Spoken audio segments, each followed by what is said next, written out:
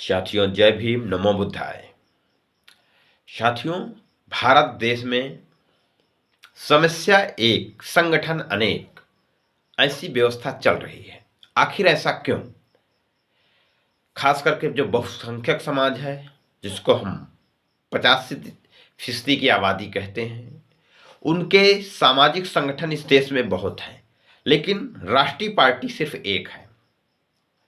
और जितने भी सामाजिक संगठन हैं, उनकी सारी की सारी समस्या एक है। जितने संगठन बनाने का कारण है सामाजिक मानवतावादी व्यवस्था को स्थापित करना, संविधान की रक्षा करना, बहुजन मिशन को स्थापित करना, ऐसी बहुत सारे जो वैचारिकी है, एक विशेष विचारधारा बहुजन समाज की स्थापित है, उसको मजबूत करने के लिए इस देश में हर एक क्षेत्र में, हर एक जिले में, हर एक मोहल्ले में अपने छोटे छोटे संगठन बने हुए हैं। मतलब एक समस्या को हल करने के लिए इतने सारे संगठन हैं, फिर भी कोई समस्या का निदान नहीं हो रहा। आखिर ऐसा क्यों?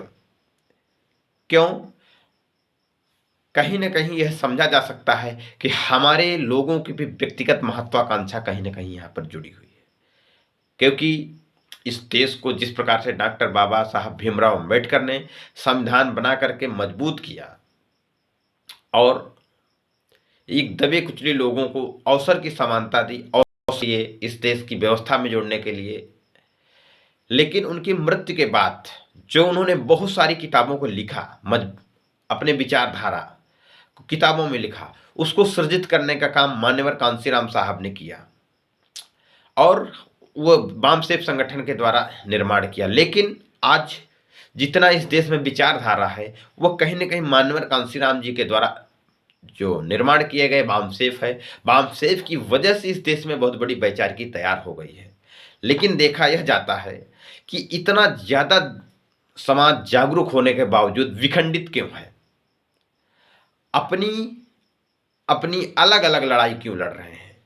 अगर हम लोग यह अपनी अलग अलग लड़ाई लड़ेंगे तो क्या हम जीत सकते हैं, यह हमको समझने की जरूरत है। मैं आज इसलिए ऐसी बात कर रहा हूं, ये वीडियो बना रहा हूं, सोशल मीडिया के द्वारा उन लोगों से अपील कर रहा हूं, अनुरोध कर रहा हूं और उन लोगों से सवाल भी कर रहा हूं कि जो लोग बड़े संगठन चलाते हैं, खास करके वामसेफ की एक बहुत बड़ी खासियत है कि इस देश में बहुत सारे वामसेफ हैं। कुछ दिन बाद जो वामसेफ अलग तैयार कर लेते हैं लोग, लेकिन उनकी जवाबदेही क्या है? बहुत से लोग जो अंधभक्त टाइप के लोग होते हैं, ये सवाल पूछते हैं कि आप लोग वामसेफ से सवाल क्यों करते हैं? सवाल क्यों नहीं किया जाएगा? क्योंकि वामसेफ जो राष्ट्रव्यापी संगठन है, इसके ऑफशूट संगठन है, खासकर वामन विश्राम साहब का जो संगठन है वह राष्ट्रव्यापी संगठन है। हमने भी काम किया उसमें, लेकिन उसमें भी कहीं ना कहीं डिक्टेटरशिप है कि जो भी काम होगा मेरे नेतृत्व में होगा। जब मैं दिशा निर्देश करूं तो आप लोग अपना बैनर ले करके मेरे संगठन के नीचे आइए।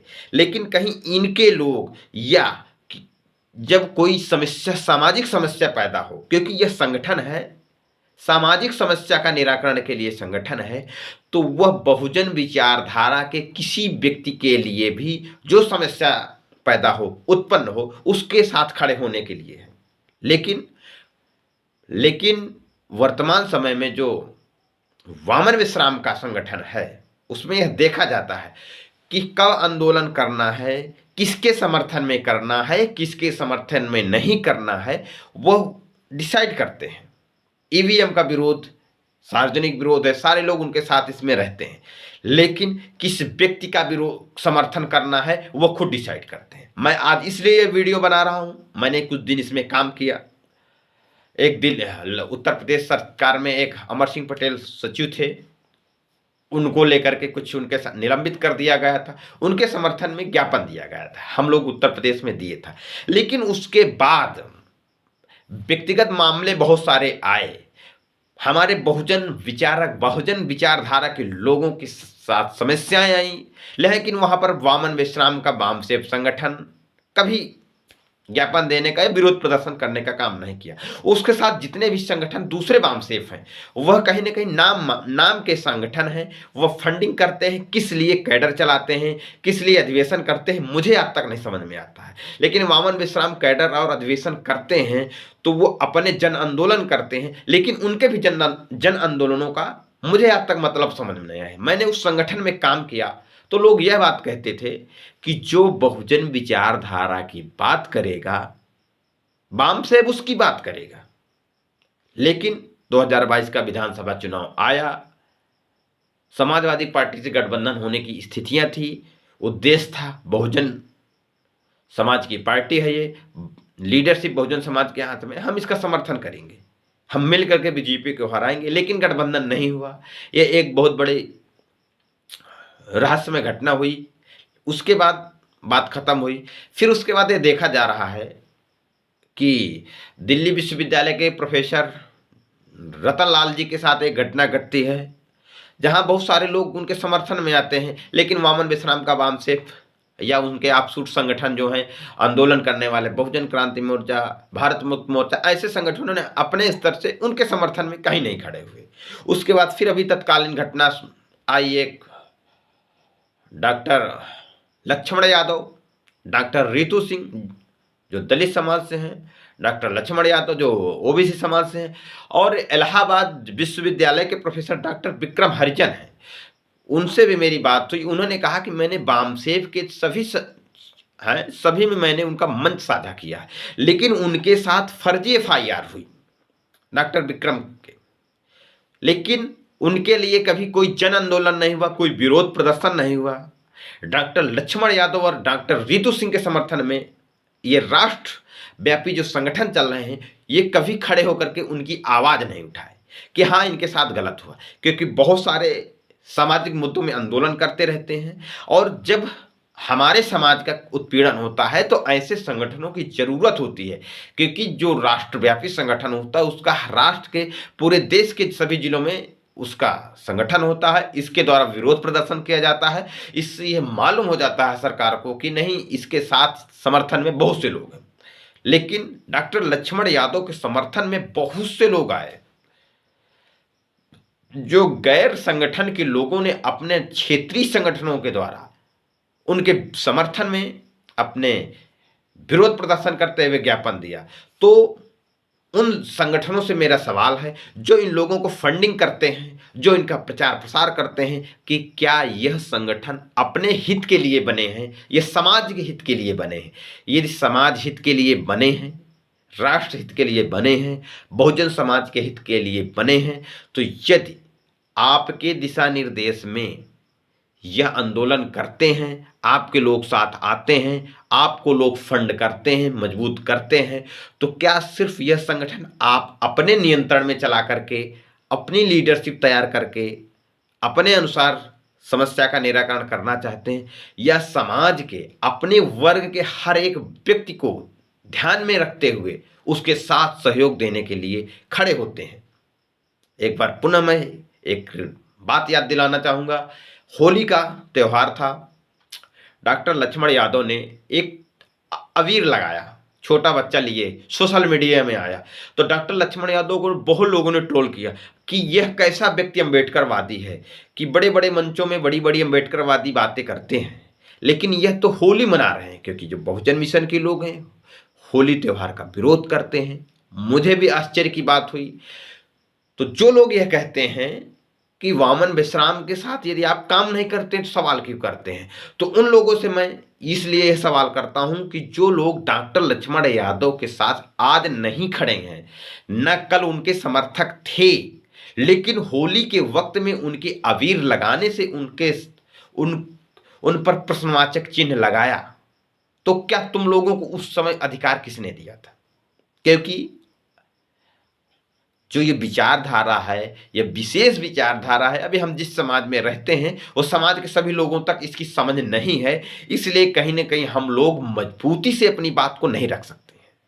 तो कभी ना कभी हमको उनके साथ मिलजुल करके अपनी विचारधारा की बात करनी पड़ती है। तो ऐसे ही घटना घट जाती है तो हम लोग उसको तुल देने लगते हैं।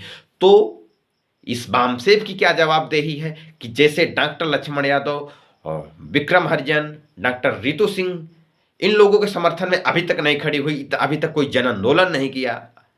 आंदोलन करते हैं लेकिन इनके लिए व्यक्तिगत आंदोलन नहीं किया, क्योंकि भारत में एक बहुत बड़े चेहरा है, इस समय बहुत चर्चित व्यक्ति हैं।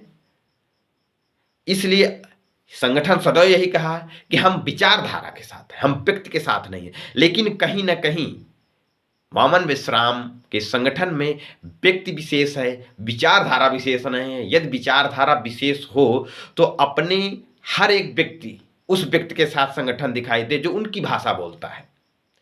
तो मेरी अपील है, मेरा अनुरोध है उन लोगों से जो इन संगठनों को मजबूत करते हैं, अलग अलग तरह के संगठन, गोरे जी, काले जी जैसे संगठन बना करके राष्ट्रीय अध्यक्ष बने हुए हैं, उनसे भी यह सवाल है कि यदि आप लोग राष्ट्रीय संगठन बनाते हैं, तोड़ तोड़ करके संगठन बनाते हैं, तो आप लोग किस लिए संगठन बनाते हैं? और जो हमारे लोग इनको फंडिंग करते हैं उनकी भी जवाबदेही है कि क्या यह समाज को कितना फायदा पहुंचाते हैं। यदि यह लोग समाज को कुछ नहीं कर पा रहे हैं, मैं फिर बताना चाहूंगा, हम आज के उस दौर में है कि यदि हम कुछ काम कर रहे हैं उसकी जवाबदेही जरूर होनी चाहिए। यदि इसका संगठन चला रहे हैं उसका परिणाम कुछ नहीं है तो संगठन क्यों चला रहे हैं? यह आपकी जवाबदेही है। आप ये सिर्फ यह नहीं कह सकते हैं कि आप हमारे साथ नहीं तो हमसे सवाल नहीं कर सकते हैं। आपने 45 साल से संगठन चलाया है, प्रोपोगंडा करते हैं, तो आपकी जवाबदेही है कि आपने समाज को कहाँ तक ले गए।